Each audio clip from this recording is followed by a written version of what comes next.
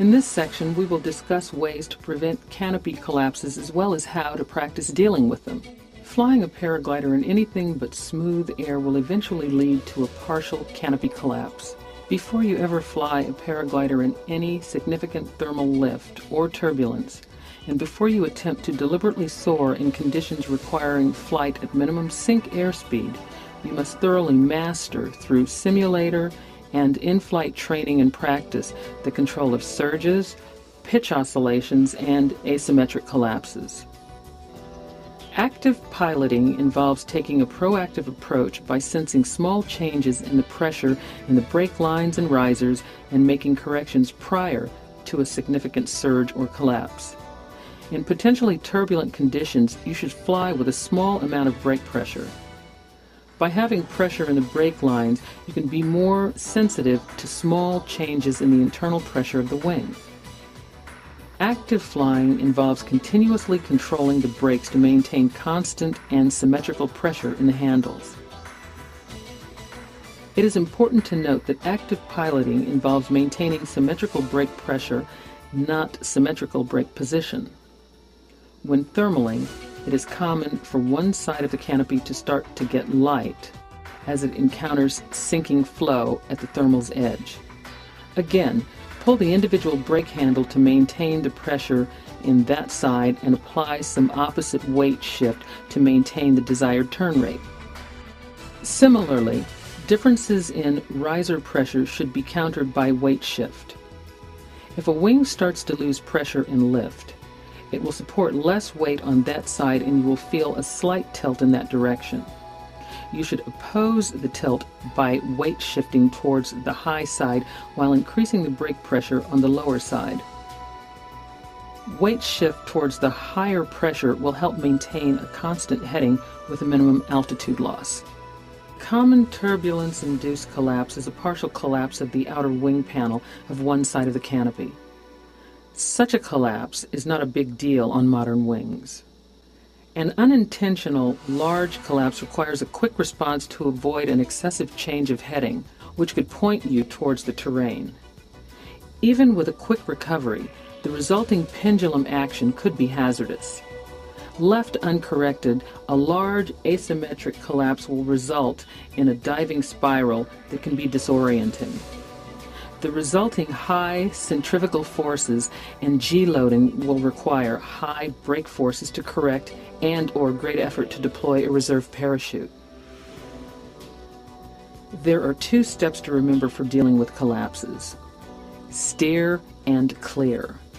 Steer with opposite brake and weight shift to maintain your heading. Use caution that you do not use too much brake and stall the good side of the wing. Clear the collapse by applying brake on the collapsed side. Beginner and novice gliders usually recover spontaneously.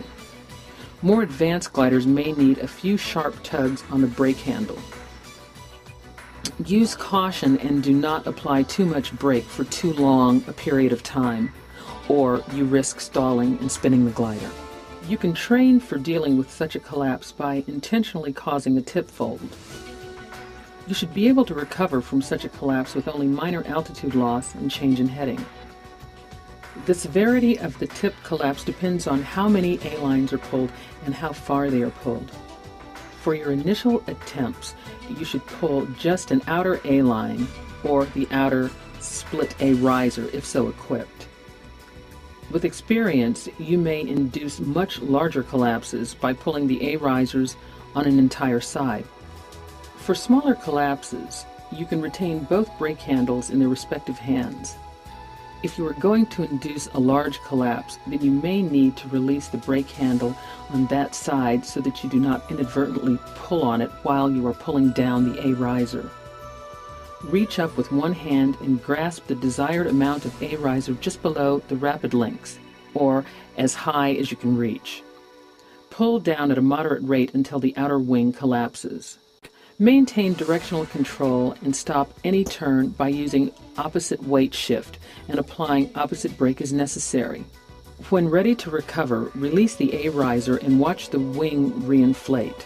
If it does not reinflate by itself, either apply the brake at a moderate rate on the side of the collapse until it opens, or if it is ineffective or the canopy appears caught or tangled, pump the brake sharply on the side of the collapse.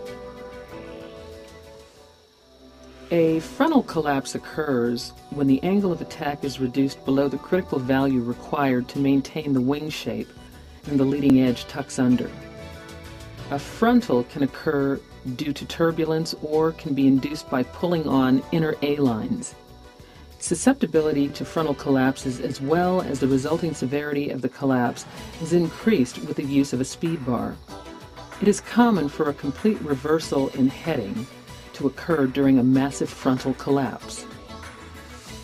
If you pull on only the innermost A-lines, then only the center section of the wing will collapse and the wingtips will fly forward, forming a front horseshoe. In the front horseshoe configuration, the canopy comes down at a steep angle and slow airspeed. This is not a normal rapid descent method because others offer faster rates of descent with better flying qualities and more consistent recoveries. To initiate a frontal, pull down on the A-risers slowly and evenly until the leading edge collapses. As you pull the risers, you will initially feel an increase in pressure, then a decrease as you near the critical minimum angle of attack. The forward portion of the canopy will tuck under and collapse against the lines. If you pull further, the entire canopy will collapse and rapidly fall behind you. If the frontal was induced by use of the A-risers, then wait for the canopy to momentarily stabilize overhead and let the risers up smoothly and quickly. The canopy will normally reinflate immediately. Be prepared to apply brake input to correct for any resulting forward surge. Many turbulence-induced collapses are momentary in nature, and an aggressive brake application may retard the canopy excessively and cause the resulting forward surge to be more severe than it would have been if left alone. In an accelerated collapse, the canopy will rapidly move aft. Ensure that the speed bar is fully released and be ready to provide judicious use of brakes to control the resulting surge. If you fly in strong winds, you greatly increase your chances of encountering strong turbulence. Do not fly in high winds, at low altitude, or downwind of terrain. The turbulence can be severe. If you want to enjoy paragliding over the long term, you need to develop flying skills as well as judgment skills. Learning to properly interpret the weather and sight conditions is of paramount importance. Remember, it is much better to be on the ground, wishing you were airborne, than to be airborne and wishing you were on the ground.